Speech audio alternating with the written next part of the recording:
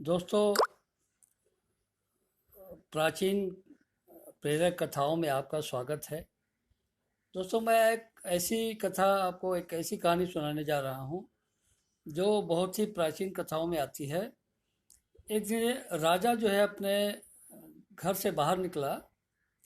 राजा क्या, वो युवराज था और अपने घर से बाहर निकला और ये सोचा कि आज जरूर किसी लाचार, गरीब और मतलब एकदम से दलित गरीब को आज मैं अमीर बनाऊंगा। एक लाचार इंसान को, एक बहुत ही निर्धन इंसान को मैं आज अमीर बनाऊंगा। ये सोच करके राजा अपने घर से निकला और जैसे ही एकदम किसी को सूचित किए बिना पैदल राजा बाजार की तरफ बढ़ा, चौक की तरफ। चौक के किनारे एक आदमी को नाली के पास बैठकर भीख मांगते देखकर राजा बड़ा खुश हुआ और उसने कहा, चलो इस आदमी को हम अमीर बनाते हैं। उस राजा ने उससे कहा कि तुम बहुत ही निर्धन हो, गरीब हो, बहुत परेशान लगते हो और मैं तुम्हें सोने की असरफी देता हूँ और तुम ये असरफी संभाल के रखना और तुम्हारे लगता है इससे पूरा काम चल जाएगा, तुम्हारी ज़िंदगी की परवरिश। क्योंकि उस ज़माने में सोने का बड़ा महत्व था। लोग सोना गिरवी रख करके लोग अपनी जीविका चलाते थे और सोना एक पेंशन जैसा काम करता था। उसके गिरवी रख के वो पेंशन की तरह लोग ज़िंदगी बसर करते थे। तो दोस्तों, उस ज़माने की बात है। तो वो राजा जो है वो क्या हुआ कि उसने असरफी दे के जैसे ही आगे बढ़ा तो पता नहीं राजा के मन में आया, वो भिखारी बहुत खुश हुआ और नाचने लगा था। राजा ने देखा कि भिखारी नाच रहा है खुशी के मारे और राजा आगे बढ़ गया।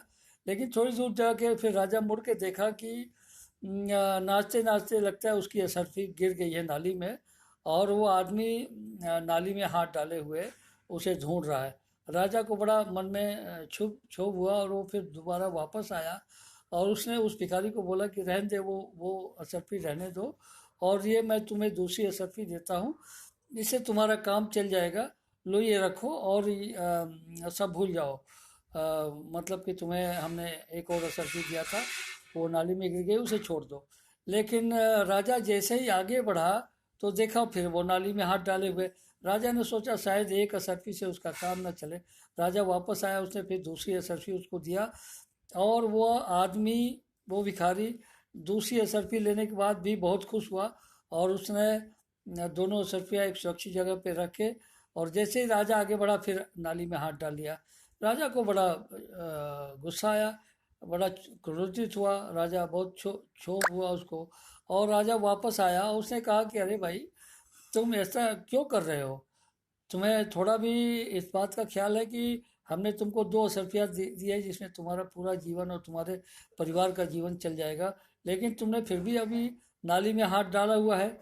तो उसने कहा, राजा साहब, आप हमें 10 असरफियाँ भी दे देंगे तभी मैं नाली में से हाथ नहीं निकालूंगा, उस असरफी को ढूंढ के ही रहूंगा। यह बात सोच करके राजा को के समझ में आ गया। दरअसल हर इंसान जो है असंतुष्ट है अपने जीवन से, चाहे उसके पास कितना भी हो। इसीलिए ये भिखारी नाली में हाथ डाले हुए है और पूरा पूरा ये जगत, पूरी सृष्टि, पूरे सारे व्यक्ति, सारे लोग इसी तरह नाली में हाथ डाले हुए ढूंढ रहे हैं, जबकि उनके पास सब कुछ है। जो अपने पास है उसको अपना समझो, उसी में संतुष्ट रहो और जो दूसरे के पास है उसके लिए कभी ईर्ष्या, द्वेष, जलन की भावना मत रखो और उसे उसके बारे में मत सोचो। यही इस कहानी का सार है दोस्तों। आप इसको अधिक से अधिक शेयर करें और इस हमारे चैनल को सब्सक्राइब कर लें और आप जो है नाली में हाथ डालना बंद कर दें और इस को एक लाइक जो अपना बनता है दोस्तों, तो इस एक लाइक जरूर करेंगे। इससे हमारी हौसले बढ़ते हैं। धन्यवाद दोस्तों, धन्यवाद। ओके।